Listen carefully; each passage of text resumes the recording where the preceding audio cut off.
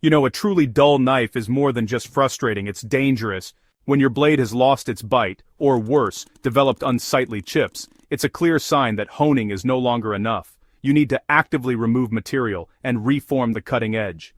Honestly, mastering a dull edge removing chips is a fundamental skill.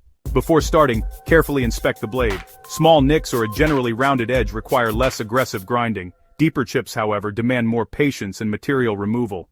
So, the goal isn't just to remove the chip, but to actually create a new, consistent apex above the deepest point of the damage. This often means you'll need to grind down the entire edge just a bit to keep a uniform profile, which is really crucial for achieving a proper fix on a dull edge, or when you're removing chips. For pretty significant dullness or chips, you really have to start with a coarse, sharpening stone, usually in the 200 grit to 400 grit range. This kind of aggressive grit will remove metal quickly and efficiently, making your job a whole lot easier.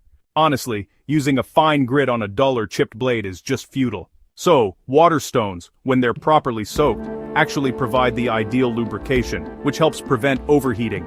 This is where true sharpening skill really comes into play. You need to consistently hold the knife at your desired sharpening angle, like, say, 15 to 20 degrees per side, while moving the blade across the stone. Just focus on grinding down the shoulders of the blade, until the entire cutting edge meets the stone above the deepest chip. You'll know you're making progress when you can actually feel a burr along the opposite side of the blade. The burr signals that you've ground all the way through and established a new apex, which is, essential for fixing a dull edge or removing chips. Once the new geometry is established and the burr is present, you want to progressively move to finer grit stones, like 1000, 3000, and even 6000 grit, to refine the edge and remove the burr, ultimately achieving a razor-sharp finish.